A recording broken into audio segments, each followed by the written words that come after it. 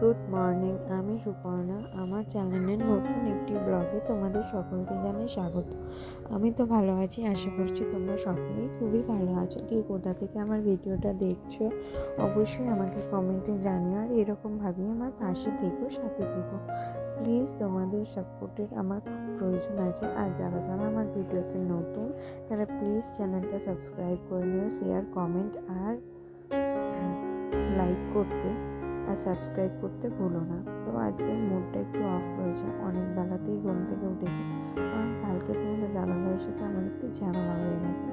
তো ঘুম থেকে উঠে আগে বিছানাটা গুছিয়ে নিচ্ছি।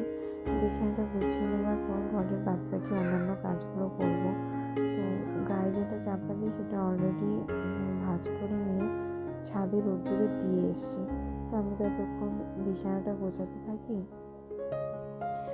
আমার সাথে থাকো, দেখতে থাকো, ভিডিওটা কেউ স্কিপ করে যেও না।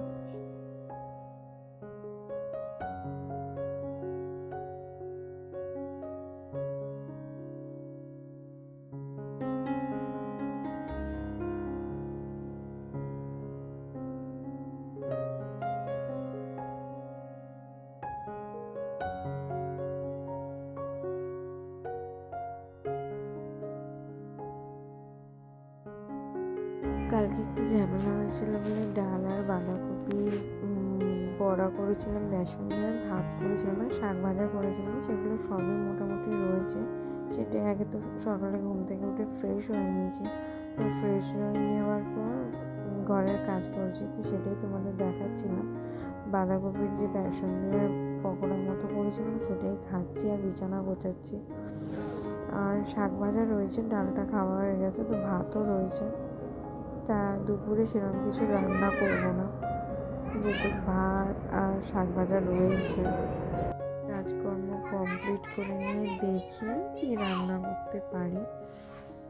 তো দেখা যাক, সেরকম কিছু রান্না করার ইচ্ছেও নেই। তো চলো আগে কাজগুলো করে নিই। আর দেখো, এখানে এক্ষুনি বিছানাটা ঝেড়ে নেওয়ার পর দেখাবো যে শাক ভাজা ওই বাঁধাকপির পকোড়া রয়েছে। এটা টেবিল থেকে সরিয়ে টেবিলটা ঝাড়বো।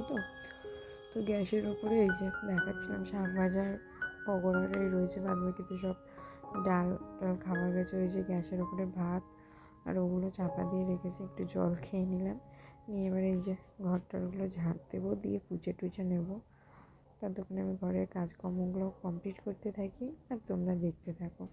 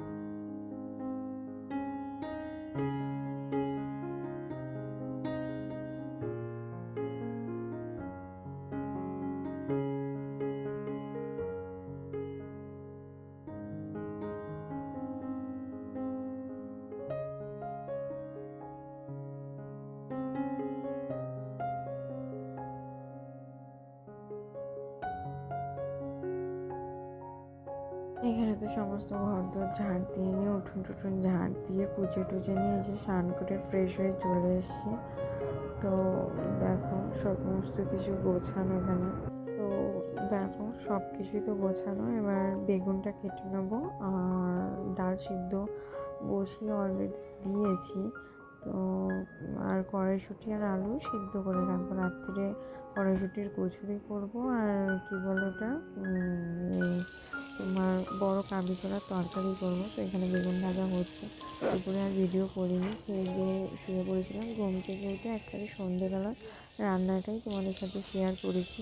এই যে দেখো, কেন কি রাত্রিরে বাসন টাসন মেজে শুতে হবে, তো ওই জন্য। আর এই যে আমার অলরেডি কড়াইশুঁটির কচুরি হয়ে গেছে আর ওইদিকে তরকারিটা রান্না করছে আর এদিকে আমার বিছানাও হয়ে গেছে, কারণ ও খেয়ে দিয়ে শুয়ে পড়বে আর আমি বাসন একেবারে ওই যে বললাম মেজে শুবো, কারণ আমার সকালে উঠে বাসন মাজতে ঠান্ডায় ভালো লাগে না, রাত্রিরেই মেজে শুই। তো চলো, গুড নাইট। আজকের ভিডিও এই অবধি, কালকে আবার নতুন ব্লগের সাথে তোমাদের সাথে আসছি। টাটা।